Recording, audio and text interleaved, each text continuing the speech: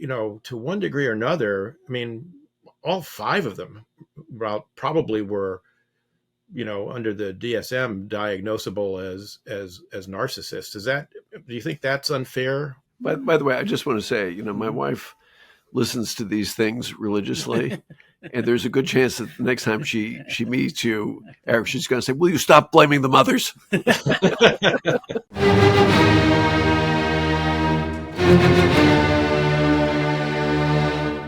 Welcome to Shield of the Republic, a podcast sponsored by the Bulwark and the Miller Center of Public Affairs at the University of Virginia.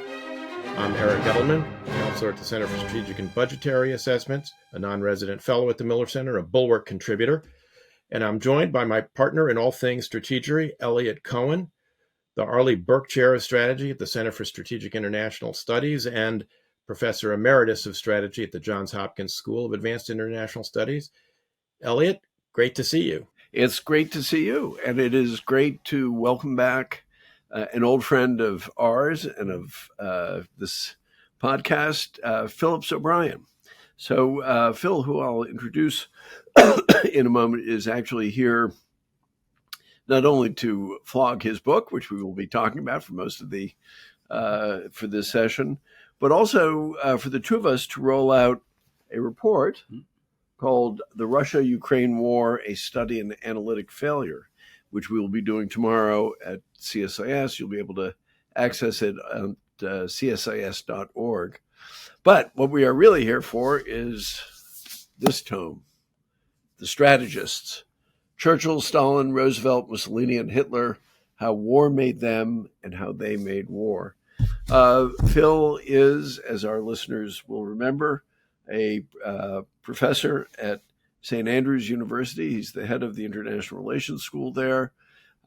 He is also, I'm glad to say, a non-resident senior associate at CSIS and a colleague and a very dear friend. So welcome, Phil. And maybe we can get launched talking about the book. If you could just tell us a little bit about what is the book about and why did you write it?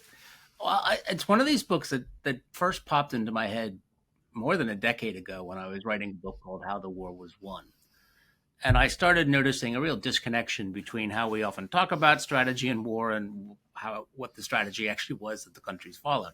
It was specifically an American example when I started looking at the policy of Germany first, which everyone says was U.S. strategy. U.S. follows Germany first. They write it down. But actually what I found out is they didn't follow Germany first when it comes to equipment. There was no attempt to enforce it. There was no attempt to count it, to regulate it. In fact, it was much more ad hoc when it came to the assigning of military equipment and military force. And really, as I dug down deep, it was really Roosevelt. That Roosevelt was deciding or providing guidance for the war, and then he handed it to the Joint Chiefs. And as long as he was happy with what the Joint Chiefs were doing, that's how American war strategy was run. It was never the written strategy. It was sort of impromptu, and they adjusted it as they went along without this overarching guiding principle. And so then I became interested in Roosevelt. And what was interesting to me is sort of the roots of Roosevelt's strategic thinking and how important the First World War was, going back to the time when he's Assistant Secretary of the Navy, when he goes to Europe, and it sort of rounds him out as a strategic thinker. And I just thought it would be a fun project to look at. We couldn't do the Japanese because they don't have a single leader with whom this works, but to look at the other four most famous warlords or grand strategists of the Second World War and look at their First World War era experiences. And they all had military experiences of different kind to see how that shaped their thinking. So that's sort of how it came about. Phil, as I read the book, I was thinking back to your earlier book, How the War Was Won. And tell me if I'm reading you wrong. You talk at the end about, and spoiler alert for our listeners, but you try and assess these five strategists, and obviously you say Hitler and Mussolini were the worst. You're a little bit ambivalent about whether Stalin was the most successful or not of all of them.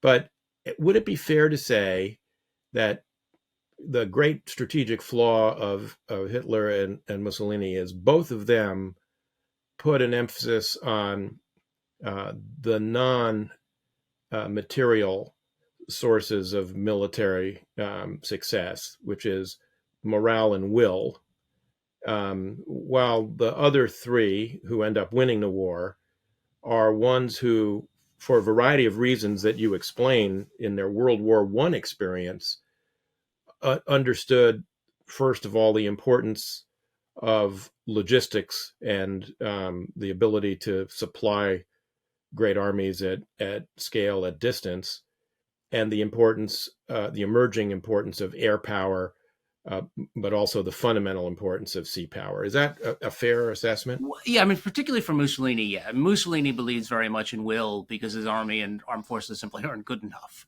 And this is something, the experience he has in the First World War as an Italian soldier, that he needs to justify why the Italian army in the First World War seems to be getting massacred time and time again as it does these offensives, say, on the Isonzo.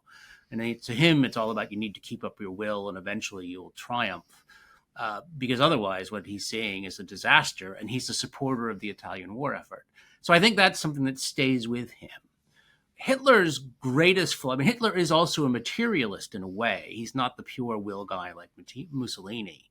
I would say Hitler's greatest flaw is that he never learns. He doesn't adjust. Like Stalin can become practical.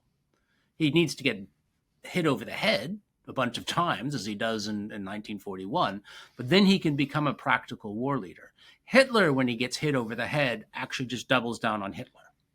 And so I think with Hitler, it's an inability to learn and to adjust to the reality of the situation, whereas the three Allied leaders all have an ability to adjust and sort of fight the war that is in front of them, not the war they want to fight. Isn't Hitler, to some extent, a victim to his view of history in many ways? One, of course, at the end of the war, he's expecting that what happened to Frederick the Great will happen to him, where this overwhelming coalition that's opposed to Frederick in the 18th century, he's got three emperors basically coming after him, and then sudden death in Russia, and all of a sudden the clouds break. And that's one of the reasons why he reacts to FDR the way he does. But it's also, I think, he does, God forbid I would ever say that I'm sympathetic to Hitler. But I suppose that I've been influenced a lot by John Lukács in his writings about Hitler, that there are ways in which he is, to be sure, partially and selectively very insightful about what's going on. He is insightful. I think we'd probably agree he's quite insightful up through 1938 in terms of his understanding of the people he's dealing with. I think he is insightful in his understanding that the British Empire is in kind of terminal decline. I think he's insightful even in his dealings with Stalin, which is one of the reasons why he's able to surprise him. Where it fails him, it seems to me, is his understanding of the United States, where he is torn between, the United States as a mongrel nation, as he understands it, but also the United States as a vast power that he's sooner or later going to have to deal with, which is why they have this fantastic naval construction plan, the Z plan, which is, was completely impractical. But that was the Navy not to beat Britain. That was the Navy to beat the United States, or even some of the long-range aircraft that they're thinking about. That's so you can bomb New York. It's not so you can bomb London. So, I was wondering, could you give any of the guys a little bit more credit, or are they all simply goats? No, I mean, the thing about a lot of them is they believe contradictory things, that they don't actually have a consistent belief. And Hitler, talking about the last few years of the war, on the one hand, there is part of Hitler believes that he can rectify the situation and save it. I think there's also a part of Hitler that knows he's doomed and is just trying to live the war as long as possible to live. So that there's they can believe these two things that are different at different times. And Hitler's last few years of the war, I think it really is almost which of those two ideas is in his head at the utmost. And so he will have those moments where he said, okay, we will win. And it's very important that he, Speer and people around him have confidence in victory. But then there's other times where he knows he's doomed and he's literally just trying to live out the war. I think he also succumbs, and actually, Eric, I'd really be interested to hear your views of the applications of this. He does succumb to sort of magical views of strategy, the Wunderwaffe, sort of the V1s and the V2s, but not just the V1s and V2s. I mean, there are a whole bunch of weapon systems that they develop which will completely turn things around. It could be the Me-262 jet, which, as you point out, he insisted also be a dive bomber, which was crazy. But it's magical thinking. And I mean, I don't know about you, Phil. I mean, or Phil or Eric. It seems to me there are plenty of politicians who succumb to magical thinking. As you were talking about it, Eliot, I was thinking, to myself, based on my own experience in government, Hitler is obviously the extreme case. And as the war goes on, it gets, as Phil was sort of suggesting, it gets more extreme as time goes on. But, part of the challenge, as you know, Eliot, from our time together in government, the hard problems end up on the principal's desk because they're all not easy calls, right? They're all 51-49 calls. You can argue all of them round or flat. And my experience in general suggests a lot of these people would prefer not to have to make decisions if they don't absolutely have to. And if you give them an out and say, oh, here's this magic bullet, it will solve everything, there's a strong disposition to want to believe that. And it's much more common, I think, than one would like to believe. I think it's something that historians, have to some degree underappreciated. I mean, one of the real, I think, strengths of Phil's book is that he goes to things that I think, frequently people ignore. I mean, and Eliot, this from as well from our time in government. It's amateurs talk strategy, professionals talk logistics. And in that sense, I was really fascinated, Phil, by one of your observation, not just one, but this observation in particular, what you call the understudied experience of Churchill as Minister of Munitions, when Lloyd George brings him, back into government after the Gallipoli disaster in 1915. And something I know a little bit about too from the Turkish side, having been U.S. ambassador to Turkish, they still have Gallipoli Day, and the Australians and New Zealanders show up, and the Brits for that matter. But Churchill does get a deep sense of, because of the amazing consumption of munitions, and perhaps this really hit me particularly because I've just come off my experience as co-chairing the National Defense Strategy Commission, which Eliot and I talked about a couple of weeks ago. One of our observations, of course, is the frailty of our own defense industrial base and the difficulty of producing munitions, and what the war in Ukraine and the war in Gaza have, taught us about, modern, war with serious military powers. The consumption of munitions is enormous. And if we got into a fight in the Indo-Pacific, I think it would be eye-watering compared to what we've already seen. I mean, I think that's the only part of Churchill's career I would say is understudied. And it's amazing with all that is written about Churchill, and I think there is more written about Churchill than anyone, how they often skate over that period of 1917-18 when he's Minister of Munitions. And I think they skate over it for a few reasons. One, he's not in the war cabinet, and that's very important so that he doesn't actually have a seat at the power table. And secondly, he's thinking about a war in 1919. When he's actually writing these memorandum, he's thinking about fighting the war in 1919 when he thinks the war will be won. And that doesn't come about. And therefore, people tend to pass over these papers he writes when he's Minister of Munitions.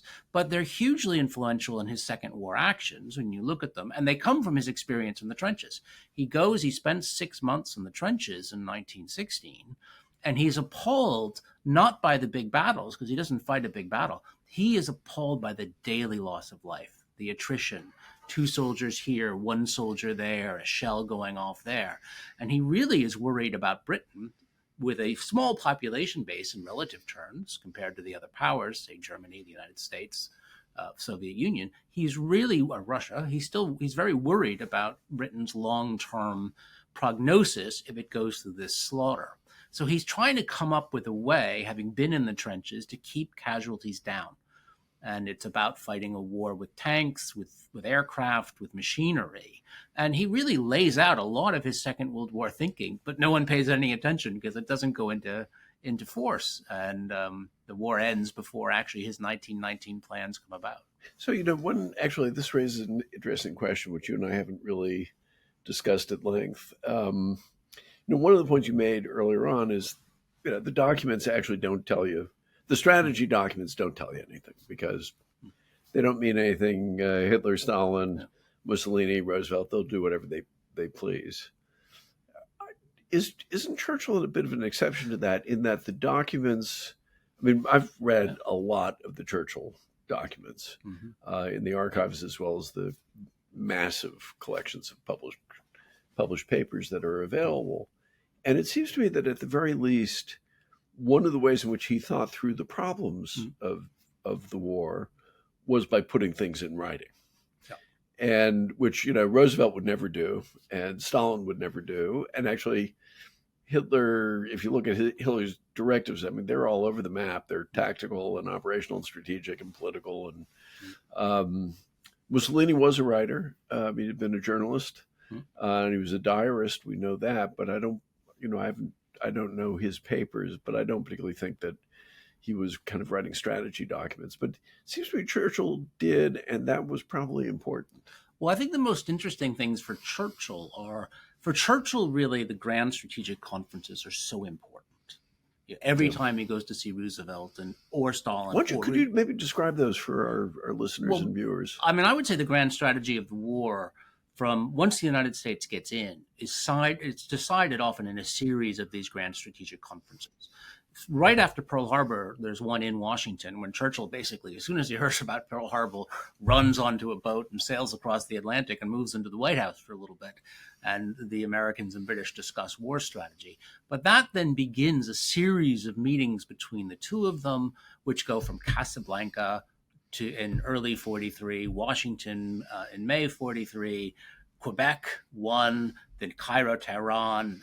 They just meet regularly, then back to Quebec in these series of meetings. And because Churchill is in some ways, and he understands this, he is the weakest of the grand strategists in terms of the power he could individually deploy. Stalin's fighting his front. Roosevelt's got the United States. Churchill is in some ways navigating between them. As he prepares for these conferences, he has to order his ideas and try and come up with a coherent plan. So I would say he does, in discussions with his chiefs in preparation for this conference, reveal a great deal about his thinking. Yeah. Well, one of the things I love, I used to use this to teach my strategy course at Johns Hopkins. I would give the students these papers that he writes on the way over. Yep. I think it was on the Duke of York, and which he are nominally addressed to his chiefs of staff. And he meets with FDR and sort of artlessly says, well, I've written these memos for the chiefs of staff, but would you be interested in reading them? And of course, FDR says absolutely. And so he drops them. And they were clearly actually intended for FDR, but he, rather cleverly doesn't want them to look like memos addressed to FDR. And it is a way of beginning to set up the arguments of the first period of the war. But he's also thinking about, well, how are we actually going to win this thing? I wanted to take you in a slightly different direction. One of the things you said to me, I think it may have been earlier today, that at the end of the day, you think FDR is really a rather shallow character. So first, I'd like you to defend that to all the outraged Democrats out there. And then, how can a shallow character be a great strategist? Shallow in the sense that I don't think he's a genius. I don't think he is a profound thinker. And sort of, he isn't spending a lot of his time thinking philosophy or deep ideas or dwelling with that. He's a very I think, straightforward strategic thinker. In many ways, he changes very little from even before the First World War, when he reads Mahan and he becomes a fan of Mahan. So I don't think, and he has trouble doing things like writing. Roosevelt can't write. He tries many times to write a book, and it's really quite sad, because he'll start writing this book and he'll get a few pages and then he'll find it too much work. So he is a man of politics. He's a verbal man. He does most of his work talking with other people. So I think that's what I would say. He's not, in many ways, a deep, profound thinker. And he doesn't style himself as that. So I would describe it that way, as opposed to saying he's shallow. Well, there is that famous quote about him: second-rate intellect, first-rate temperament. Yeah, but Phil, it struck me as I read your book that there is a kind of World War I equivalent for FDR of Churchill's work in the Ministry of Munitions. I mean, he doesn't write the kind of memoranda, of course, that Churchill, Churchill was a brilliant, gifted writer, and as you say, FDR not. But the Naval Preparedness program, about which he has deep conviction, and also his ideas about using naval guns on rail cars to deal with some of the sort of artillery mismatch on the battlefield in the Western Front. Those seem to be deeply ingrained in him. I mean, part of your point is this is deeply ingrained in him, and then resurfaces as really his strategy during World War II, with obviously some other changes. I mean, but his sense of the productive capacity of America is a hugely important piece of this story. And of course, I knew that he was the vice presidential candidate in 1920, but until I read your book, actually, I hadn't really thought much about that. But it's really kind of extraordinary. I mean, when you think about it, I mean, Eliot, it would be like, I don't know, Bob Work being chosen to be the vice presidential candidate. You could do worse. Yeah, well, I'm not. That's not a criticism of our friend Bob, but I'm just saying it's truly extraordinary that an assistant secretary of the Navy, not even a cabinet officer, a sub-cabinet officer, and having been a sub-cabinet officer, I'm all in favor of sub-cabinet officers, but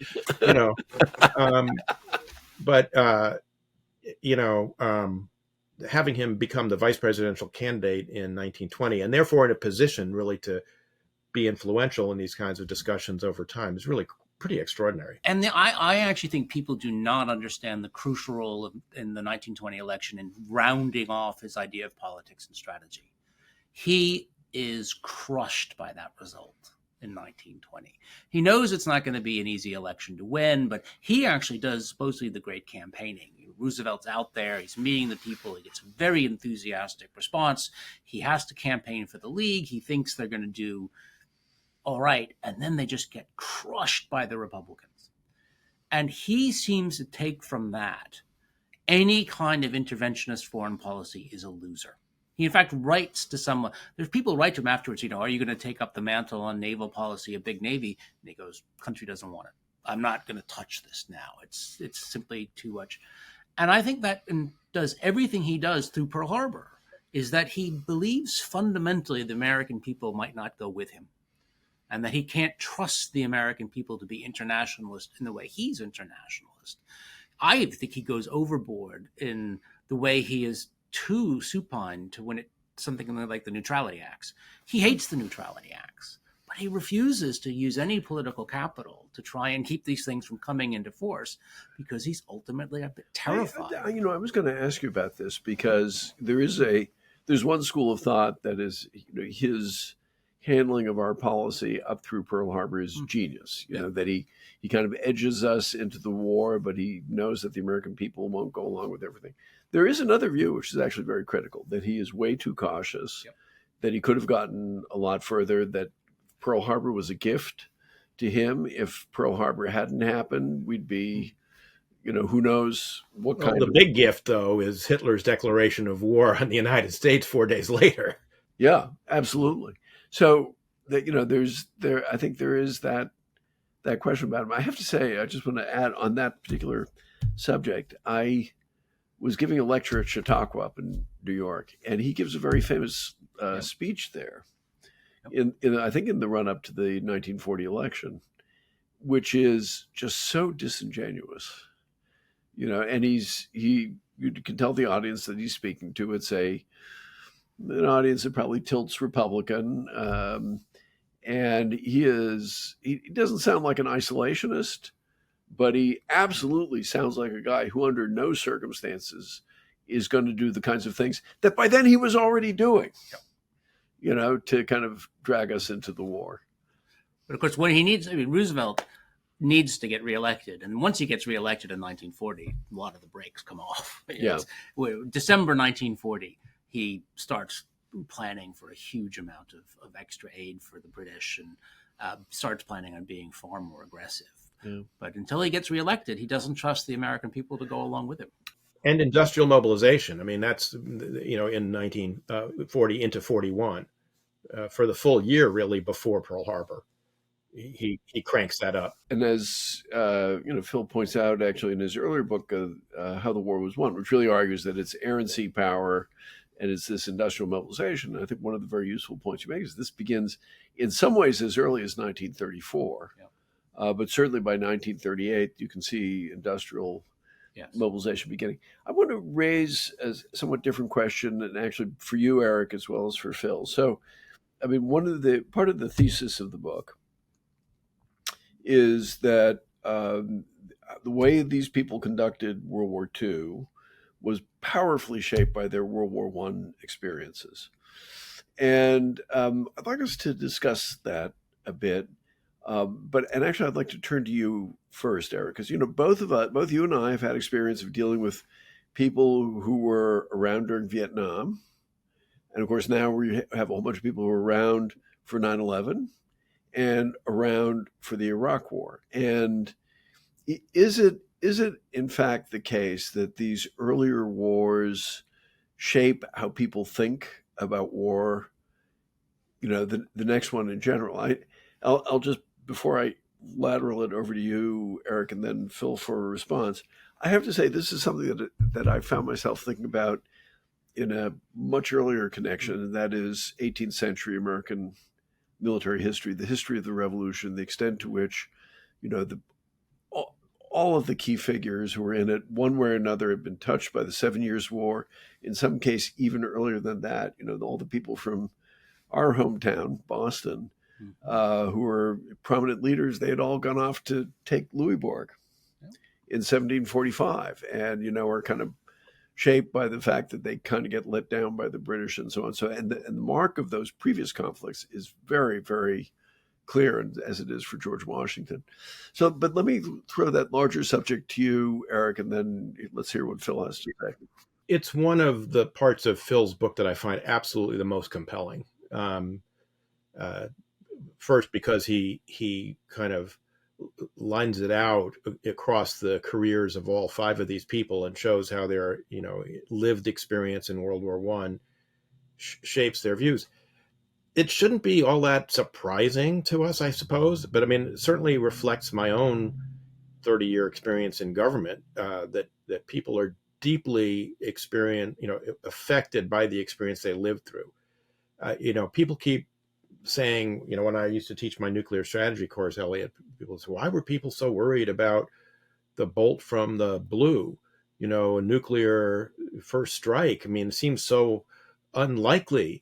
Well, because almost all of them lived through Pearl Harbor. Yep. And on the Soviet side, they all lived through, the June 1941. So they had experienced surprise attack by an adversary. And therefore, this was something that was very, very, real to them. I mean, I think you and I had the experience of people, overlearning lessons or lessons they thought had been taught by their, Vietnam experience. For instance, not subjecting general officers to as much rigorous inquiry as maybe they should have during the Iraq and Afghanistan wars because of recollections of LBJ sitting in the White House, picking aim points for the bombing of North Vietnam. I think it's just very natural that that's how people interpret it. The Carl Becker, who was a great historian at Cornell, one of my two alma maters, wrote a famous presidential address from the American Historical Association titled "Every Man His Own Historian." To some degree, every one of these guys was his own historian. I want to come back to that because I've got some specific questions for Phil about Stalin as his own historian. So before Phil responds to that, and then you continue the interrogation, I'll just say not only are they their own historian, they're frequently crappy historians. Of course. So I think of George H.W. Bush and the first Gulf War, which is a big success. How could it not be given the disparity in forces? But he's clearly shaped by Vietnam. Yep. And this idea of LBJ picking targets in the West, which LBJ never did. Mm-hmm. That is an urban legend. Yep. And actually, there've been Mark Clotfelter's book, and there have been other good books on this. Basically the Air Force got everything that they wanted pretty much on the target list. But the result is he came away with this idea, okay, well, if we have a war, I don't want to be breathing down the military's neck. With the result is that at the end of the war, Schwarzkopf has no guidance about what kind of ceasefire he's supposed to negotiate, what the larger political purpose of this is. It just kind of, it ends as he wanted. Okay, end of rant. If I could briefly add, the other thing, Eric, about it is that the book agrees every person, a historian, because a lot of academics doesn't look at the subject that way. They talk about systems or certain IR theories where all states are assumed to behave in much the same way, all trying to maximize their power.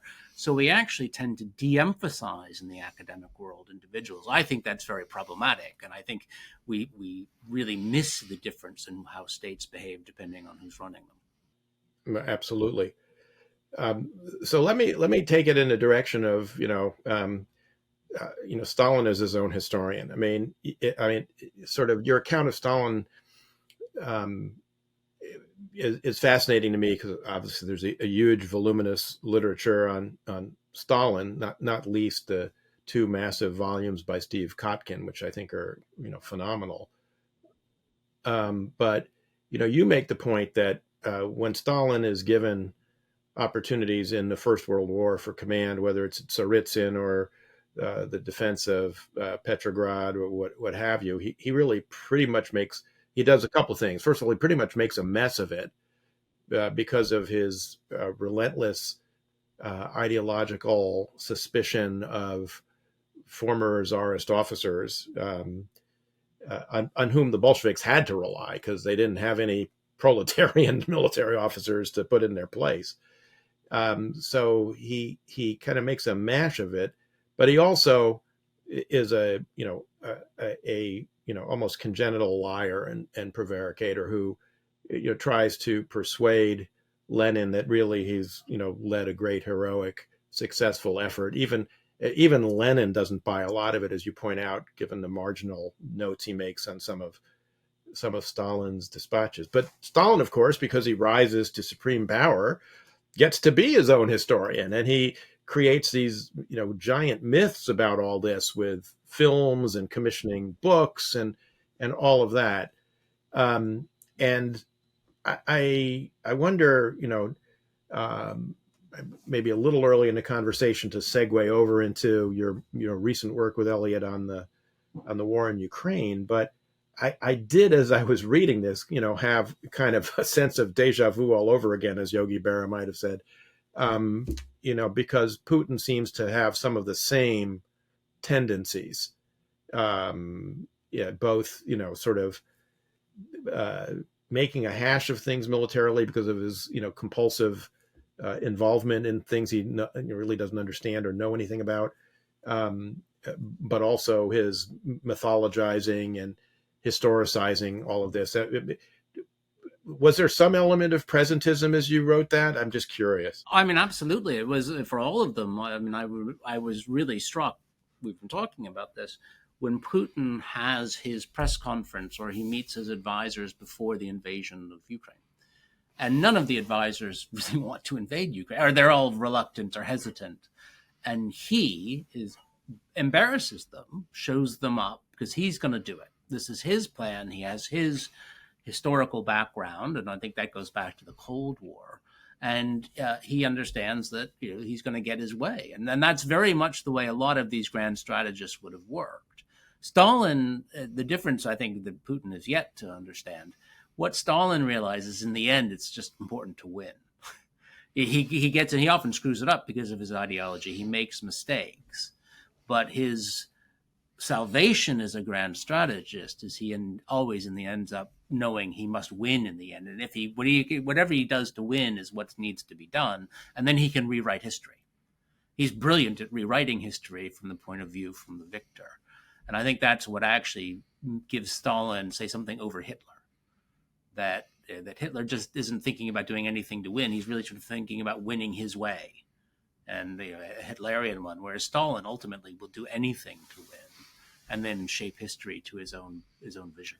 And all five of them in different ways have somewhat grandiose views of their place in history, which, in the case of Churchill and Roosevelt, I suppose, are quite legitimate, but it's quite dangerous, actually, in the hands of dictators. Yep. And, we think of Putin, I think of Xi Jinping, who also, I think, has a view of his place in history with a capital H, and which is a challenge.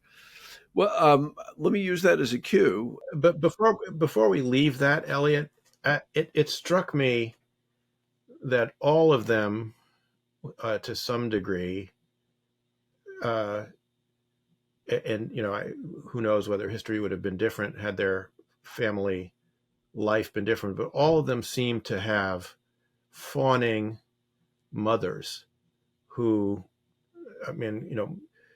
what we would call today, helicopter parents or, snowplow parents, clearing away problems in front of their kids and making them the center of their universe. And all of them end up, to one degree or another. All five of them probably were, under the DSM diagnosable as narcissists. Do you think that's unfair? By the way, I just want to say, my wife listens to these things religiously, and there's a good chance that the next time she meets you, Eric, she's going to say, "Will you stop blaming the mothers?" And four of them had terrible fathers. They hated them. Well, they didn't hate their fathers in the case of Roosevelt or Mussolini, but certainly Stalin, Hitler, and Churchill had very uncomfortable relationships with their fathers. But I think there is something to that they all get indulged, and they all consider themselves special, and their mothers consider them as special, and go to great lengths, no matter how humble they are in the case of Stalin or aristocratic in the case of Roosevelt and Churchill. The mothers do everything possible to make them feel special and to give them as much of a head start in life as they can. Yeah, I escaped this. I just wanted, the record to show, because my mother, who's about to turn 98, has only recently forgiven me for not going to law school. So, well, what I was going to do is I just want to stipulate there, as you listen to this, I'm not the one who blames the moms. Actually, so let's shift over a little bit. I do want us to talk about this report that we've produced, Phil. Mm-hmm. But first, in different ways, Eric really is a career public servant with a long and distinguished career. Me as somebody who's kind of, through a set of curious chances, ended up going in and out of government several times. You really are a pure-blood historian, if I could put it that way, who has found himself walking into the world of policymaking. So I wonder if you could just reflect a little bit on that, and then maybe if you would tell the origin story of this document. Yeah, the last 2.5 years are certainly nothing I ever expected to be. I sort of saw myself as a mild-mannered historian and writing about logistics in the Second World War, which didn't interest that many people, I would have to say. It didn't sort of get you a lot of Twitter followers to discuss the truck production in the Second World War. However, what happened is that, and I think this is something that I shared with Eliot, is that the discussion of what a Russian invasion of Ukraine would be like before February 24th, 2022 made no sense from the point of view of someone who studies past wars, large wars, the way states behave. And it was just a very odd thing. And I remember sort of saying, I wrote an article about it and said, this war is going to be a disaster. It's going to go off the rail. No war is shock and awe. And maybe the United States at the height of its power in the First Gulf War, but even by that way, it's a much longer war than people realize from the point of view of when it starts to when it ends. But the war just didn't make any sense the way it was being described. Neither how Russia was so powerful, Ukraine so weak, or how the war would be over in days or weeks. And so I think it was, from a historical point of view, it just provided a different perspective or way to analyze it. And so Eliot and I got in touch not long after February 24th. I think it was within a week or two. It was probably early March.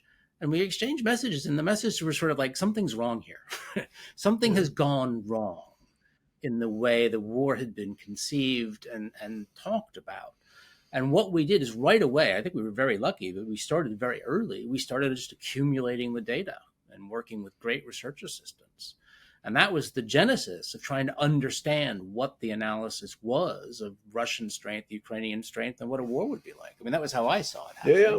No, that's it. So we had been introduced to each other by a common friend and in many ways mentor, Sir Hugh Strawn, great, probably really the successor to Michael Howard as the great English-speaking military historian.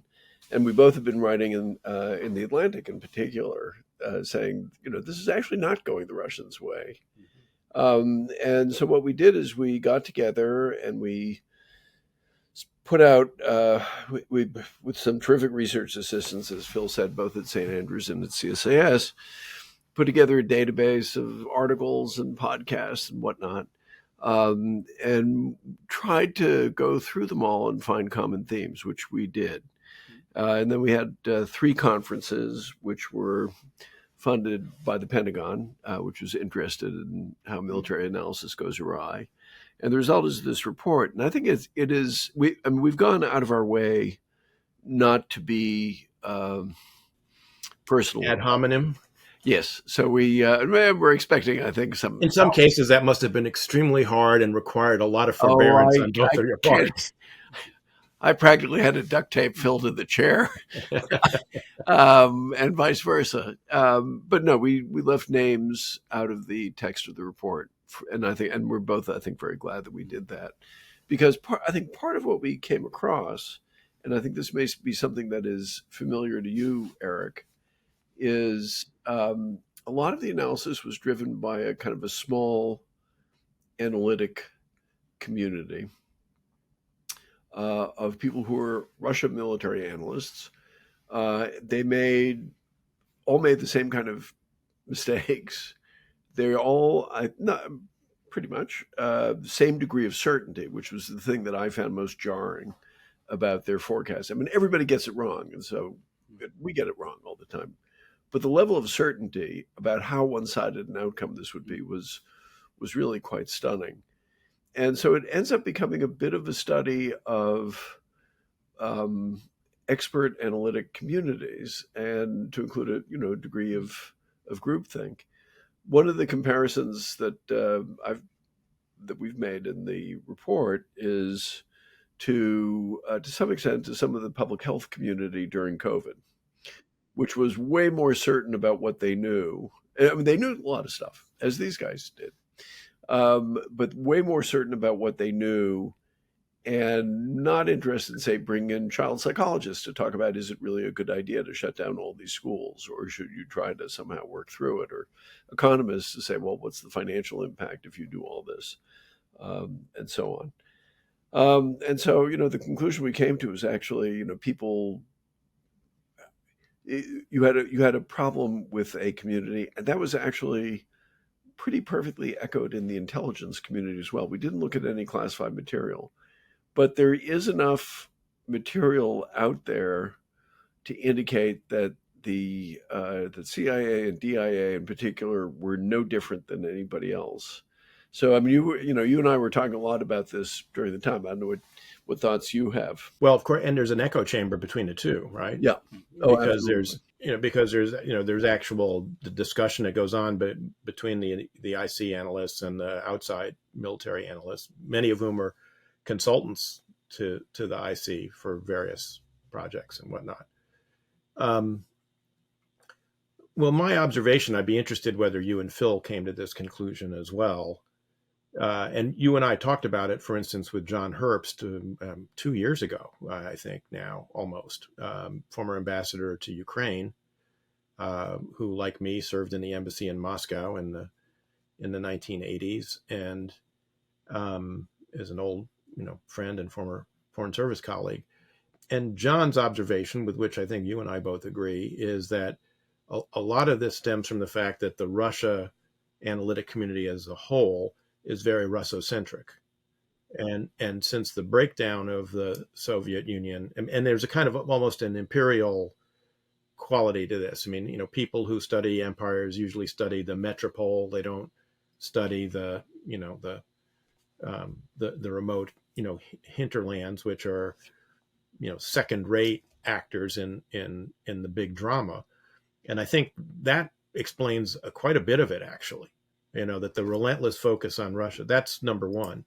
Number two, I think Russians and Soviets before them produce, voluminous open source literature on military theory and suggesting what the right way to fight wars is. And they have vigorous debates among themselves, et cetera.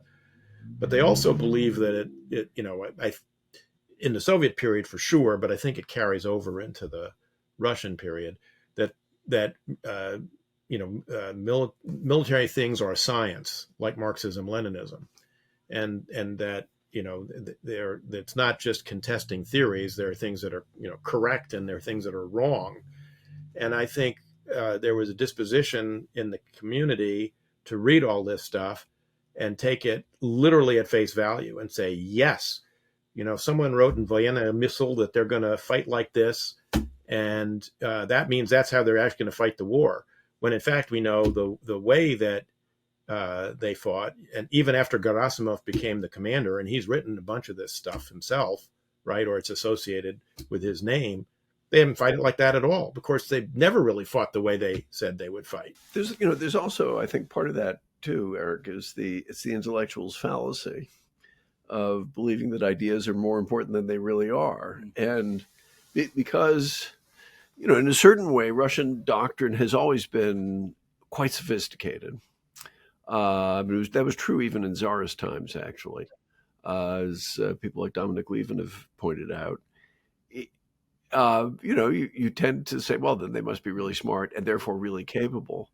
And I think another dimension of this too is like Americans overseas, Eliot and Phil, who think people who speak English are really smart. Yeah. Well, so they pay attention to them. They listen to what they're saying, which may not be a perfect match. Yeah, and I think the other thing is I think the three of us are from communities where people are used to yelling and screaming at each other, and I think particularly particularly from the academic world, which is where you started, Eric, and Phil and I have both been the whole time.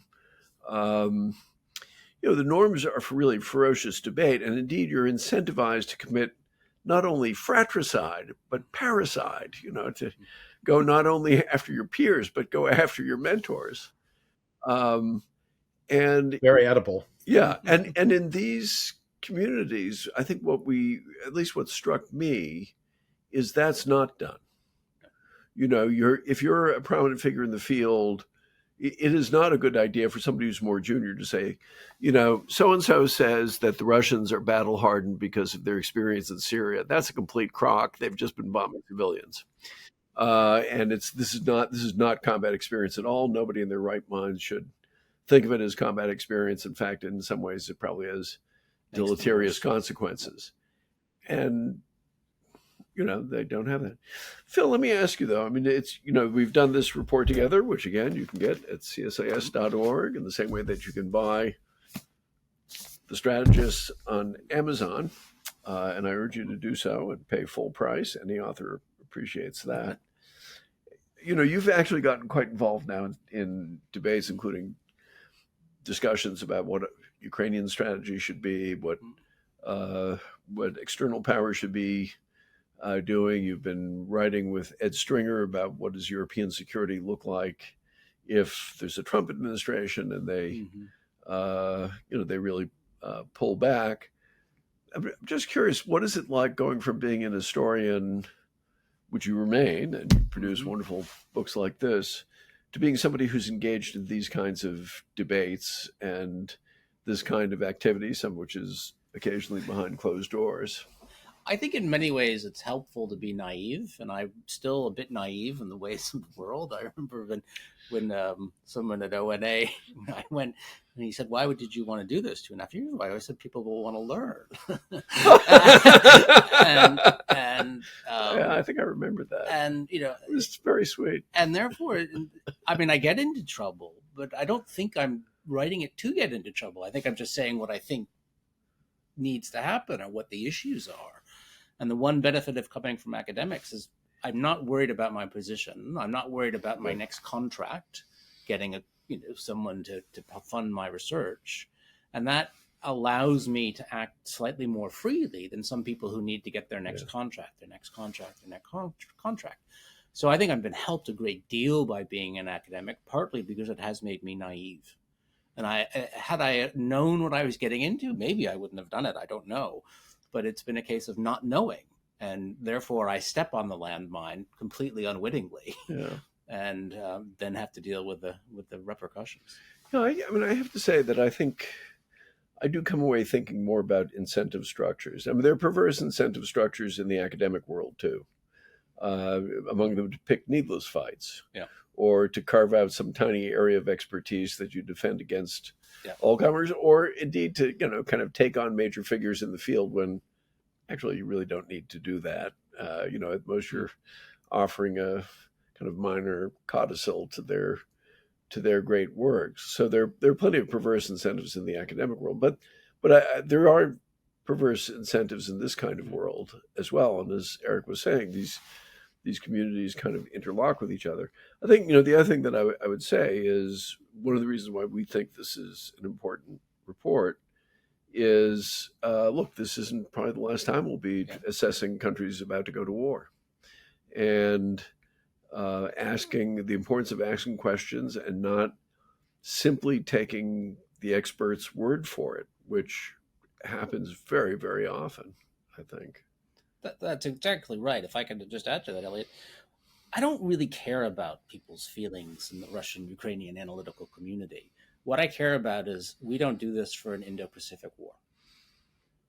On the one hand, I'm not looking to get them deliberately angry, but on the other hand, you can't care about the feelings of an analyst.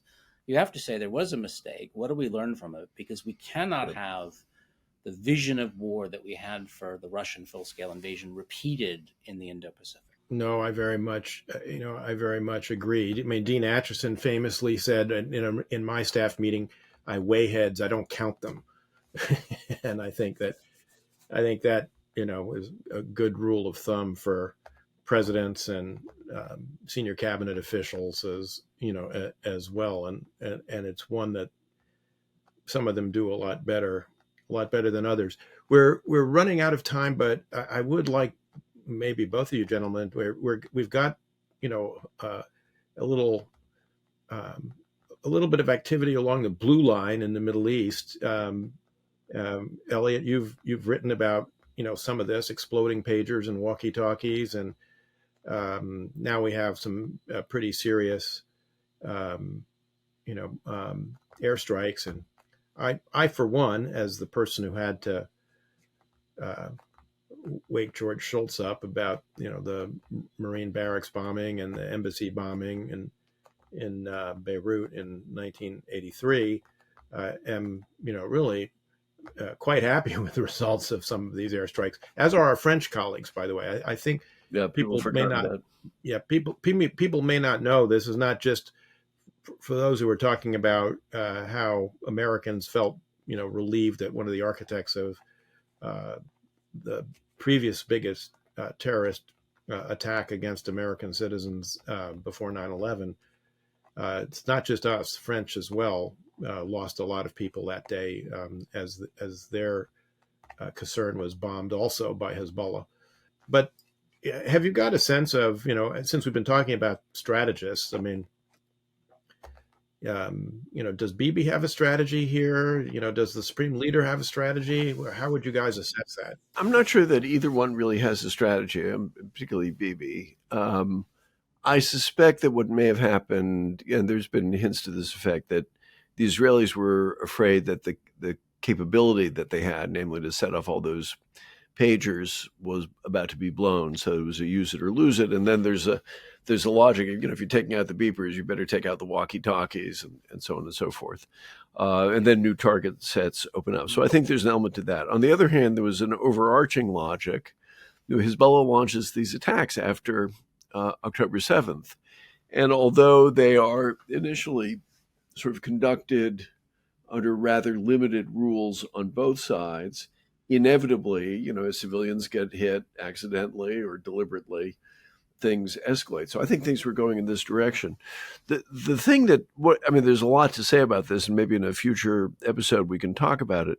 One of the things that really strikes me is how hard it is for people observing this and assessing it and commenting on it to think straight about war. Which is very much the theme from our analysis. And I'll give just one example. So all those pagers go off. What does that mean?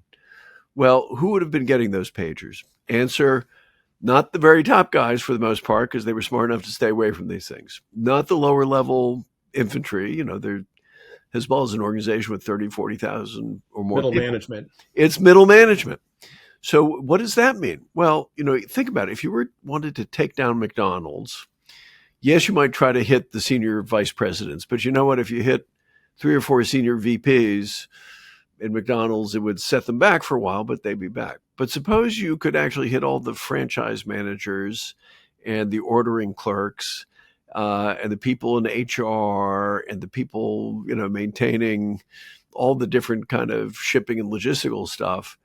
You'd have something. And if on top of all that, the people who are left feel that they can't order more hamburgers and buns online or by phone, they have to write snail mail letters to headquarters. And they are furthermore seething with fury at their senior leaders for getting them in this situation. And, instead of thinking about these as, unfortunate examples of martyrdom, but instead you're seeing people walking around without hands or blind. This is a devastating shock for Hezbollah. And I think what's happening right now is, yes, they're going to try to lash back at the Israelis. But I think they're in a state of operational shock, which is rather unusual in war. It occasionally happens.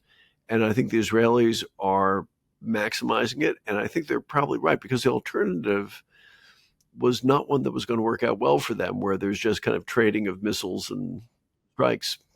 I mean, it's also disrupted Iran. I mean, I've seen press reports that the, IRGC has told everyone, get rid of your cell phones and get rid of any, digital device, which is obviously going to complicate they could go back to carrier pigeons, but it's going to complicate the communication and command and control enormously. Yeah. And they're going to, I really can't add much to say, but they're going to be chasing their tail now for a long time as well. There's going to be suspicion who to trust, who not to trust. It will take a long time, I would think, to recover from this. And I'm sure the Israelis will feed that. So, they look in the wrong place and so on. So it didn't happen to a nicer group of people. Yeah, indeed. Well, I think is going to have to cover it for this episode of Shield of the Republic. Phil, thank you for coming back. You've got another book in the oven, right? I do. I have one on war and power, small subjects, but that will be out next year. All right. Well, we'll have to have you back. We'll look forward to that conversation as well. And thank you for joining us for Shield of the Republic today. Thank you. Thank you, Phil.